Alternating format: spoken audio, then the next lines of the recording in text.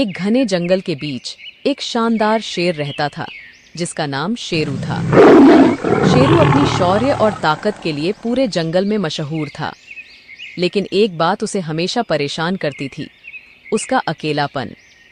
जंगल में सभी उससे डरते थे, इसलिए उसके पास कोई दोस्त नहीं था। एक दिन जब शेरू नदी के किनारे अपनी प्यास बुझा रहा था, तभी उसने देखा कि एक छोटी सी चिड़िया नीचे गिर रही है। उसने तेजी से उड़ने की कोशिश की, लेकिन उसके पंख कमजोर हो गए थे। शेरू ने यह देखा और तुरंत उस चिड़िया की मदद करने का फैसला किया। चिड़िया, क्या तुम ठीक हो? मैं ठीक हूँ, लेकिन मेरे पंख घायल हो गए हैं। मैं उड़ नहीं सकती। अगर तुम मेरी मदद कर सकते हो तो मैं हमेशा तुम्हारी आभारी रहूंगी। शेरू ने बिना सोच विचार किए चिड़िया को अपनी पीठ पर बिठाया और उसे अपनी गुफा में ले आया। वहाँ उसने चिड़िया की देखभाल की, उसके घावों पर हल्दी लगाई और उसे सुरक्षा दी।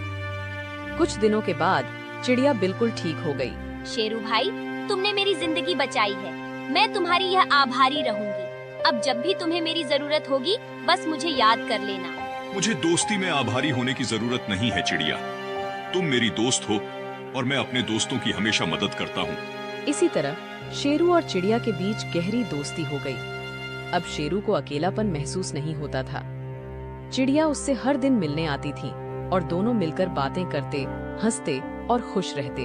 एक दिन जंगल में एक नई मुसीबत आई, एक भयानक से भी भयानक घटना। जंगल में एक चालाक सियार गीदड़ आया जिसका नाम था कालू।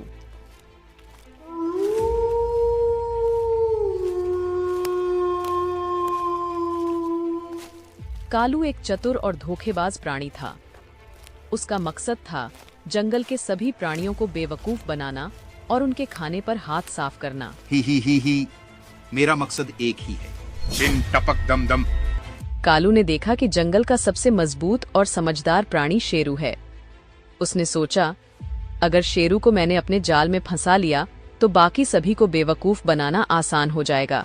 चिन टपक दम दम, मुझे इस शेरू को अपनी तरफ करना पड़ेगा। कालू ने एक योजना बनाई। एक दिन जब शेरू अपने दोस्तों के साथ नदी के किनारे बैठा था, तब कालू वहां आया। उसने अपनी चालाकी से शेरू से दोस्ती करने की कोशिश की। ही चिन टपक दम दम। शेरू भाई, मैं तुम्हारा नया दोस्त हूँ। मैं इस जंगल में अभी अभी आया हूँ। क्या तुम मेरी मदद करोगे?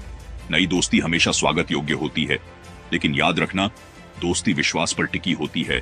कालू ने शेरू का विश्वास जीतने के लिए उससे बहुत सारी बातें कहीं, लेकिन शेरू को उसकी बातों में कुछ गड़बड़ महसूस हुई। तब उसने चिड़िया से कहा, चिड़िया, मुझे कालू पर विश्वास नहीं हो रहा। उसकी बातों में कुछ तो चालाकी है। तुम जरा इस पर नजर रखो। चिड़िया ने कालू की हर चालाक हरकत को अपनी छोटी लेकिन तेज आंखों से देख लिया।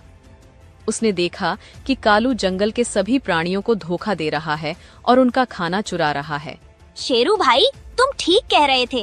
कालू एक धोखेबाज है। उसने जंगल के प्राणियों को अपनी मीठी बातों में फंसा रखा है। हमें कुछ करना होगा।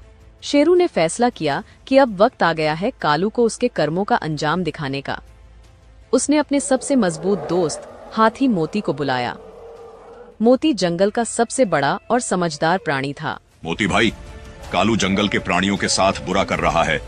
हमें उसका साथ रोकना होगा। बिल्कुल शेरू, तुम्हें चिंता करने की जरूरत नहीं है। हम सब मिलकर उसका सामना करेंगे। शेरू, मोती और चिड़िया ने मिलकर एक योजना बनाई। शेरू ने अपने दोस्तों को जंगल के प्राणियों के बीच सच्चाई बताने का फैसला किया। शेरू और मोती ने जंगल के सभी प्राणियों को एक जगह इकट्ठा किया और उन्हें कालू की सच्चाई बताई। लेकिन कालू ने फिर भी अपनी चालाक बातें करते हुए शेरू और मोती को गलत साबित करने की कोशिश की। चिन टपक दम दम। शेरू भाई, तुमने तो मुझसे दोस्ती की थी। अब ऐसे अपने दोस्त पर इल्जाम लगाना गलत है। मैं तो तुम्हारा ही भला चाह रहा था। लेकिन तभी चिड़िया अपनी तेज आवाज में चीख उठी, झूठ बोलना बंद करो कालू। तुमने सबके साथ धोखा किया है। मैं तुम्हें उड़ते हुए देखती थी। तुमने सबका खाना चुराया है। तुम अपने चालाकपन से सबको बेवकूफ बना रहे हो। चिड़िया की आवाज सुनकर सभी प्राणियों को सच्चाई समझ आ गई। सबने कालू का विरोध किया और उसे जंगल से भगाया। कालू जंगल से भागा, लेकिन इस बार उसकी चालाक बातें उसकी मदद नहीं कर सकीं। चिन टपक दम दम, भागो।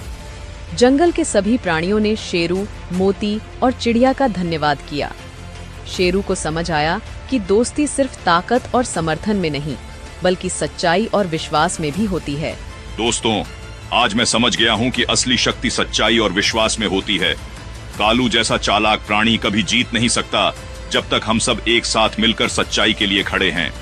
बिल्कुल, और यही असली दोस्ती का सबक है। हमें हमेशा सच और एकता का साथ देना चाहिए। इस घटना के बाद शेरू और उसके सभी दोस्तों ने मिलकर जंगल में खुशहाली और अमन का पैगाम दिया। जंगल के सभी प्राणी खुशी खुशी रहने लगे और शेरू को अपनी दोस्ती का असली अर्थ समझ में आया।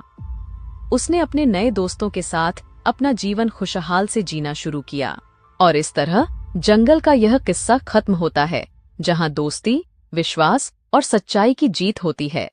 तो प्यारे बच्चों, आप सब कहानी से क्या सीखे, कमेंट करके जरूर बताना। उसके साथ साथ लाइक, शेयर और सब्सक्राइब करना न भूलें।